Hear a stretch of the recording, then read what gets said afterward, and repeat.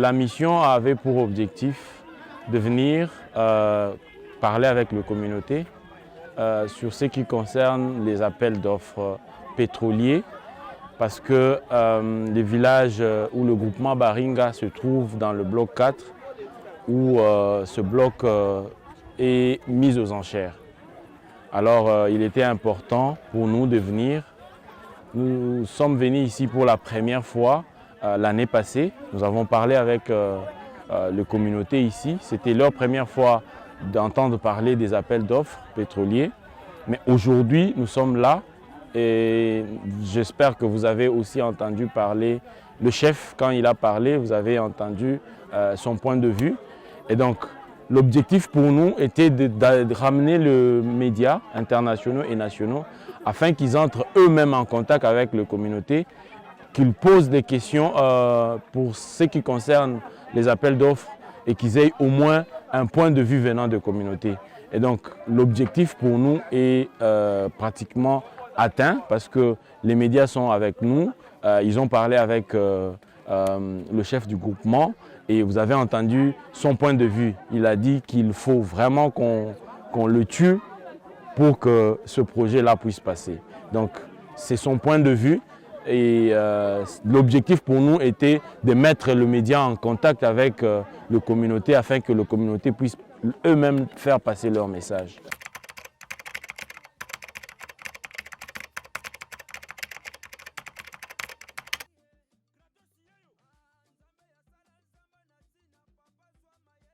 Je crois qu'avec les informations que le chef a données aujourd'hui, vous en tant que média, vous avez compris que ce n'est pas Greenpeace qui a parlé, ce sont les communautés. Et c'est quand même curieux de voir que les communautés ont une autre façon de voir le développement.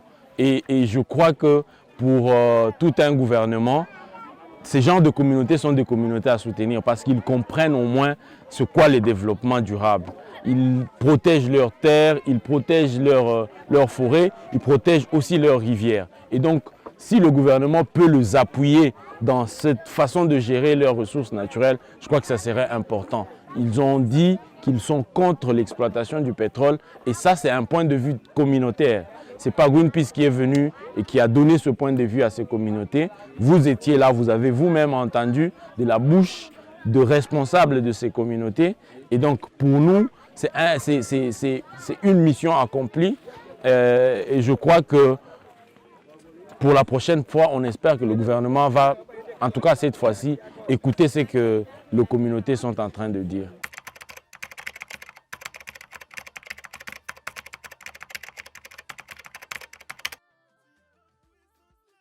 Nous sommes tous Congolais et on sait que la RDC n'a pas commencé à exploiter ses ressources naturelles aujourd'hui.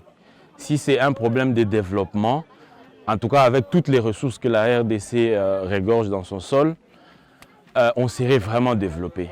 La RDC exploite beaucoup de minerais de grande valeur. La RDC exploite vraiment même ses ressources forestières. Mais nous ne sommes jamais développés. Maintenant, pour une ressource, je dirais comme le pétrole, avec tout le risque que cela amène à cette exploitation-là, je ne crois pas que cela serait une manipulation provenant de nous, parce que nous avons l'expérience de Moanda. Moanda, il y a une société qui exploite du pétrole depuis des années, mais quand vous arrivez à Moanda, vous avez l'impression d'avoir une ville carrément délaissée. Ça veut dire qu'il n'y a aucune infrastructure de base moderne comme le gouvernement le suppose. Et s'ils n'ont pas réussi à le faire à Moanda, je ne vois pas comment ce gouvernement peut venir convaincre une communauté comme celle-là qui veut protéger sa population, qui veut vraiment que ces ressources puissent être bénéficiées aux générations futures. Je ne vois pas comment cela serait une manipulation parce que si le gouvernement a le devoir d'informer cette communauté et n'a pas informé, je ne vois pas quelque chose qui pourrait choquer si c'est nous, en tant que membres de la société civile, venir informer les communautés de ce qui peut arriver dans leur terre demain. Je crois que ça serait, c'est notre responsabilité et nous sommes dans le devoir de le faire. Ne pas le faire serait sacrifier toute cette communauté à à de choses en fait, à de rêves. On va le faire rêver sur quelque chose qui ne va vraiment jamais arriver. Parce que si cela était possible, avec le diamant, l'or, le cobalt qu'on exploite depuis des années, ici, à Baringa, on aurait eu des hôpitaux, on aurait eu des écoles de bonne qualité.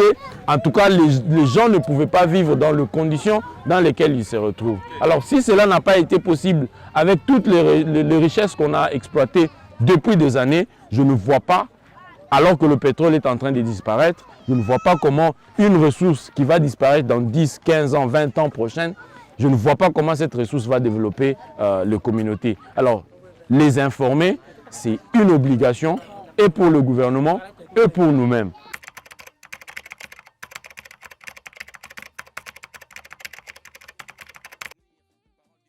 Nous avons fait notre travail, ils sont informés de ce qui va arriver, c'est à eux de prendre la décision de leur terre. Et vous avez écouté le chef ainsi que le membre de communauté, ce qu'ils ont dit par rapport à leur terre et leurs ressources. Donc je crois que c'est cela le plus important. Le débat devrait se poser à cet endroit-là. Ça veut dire, est-ce qu'ils étaient informés? Pourquoi on ne les a pas informés? Et pourquoi les autres les informent? Et cela peut poser des problèmes. Donc je ne vois aucun problème de le faire. Ce n'est que dans notre objectif de travailler avec les communautés, de les informer de tout ce qui peut arriver.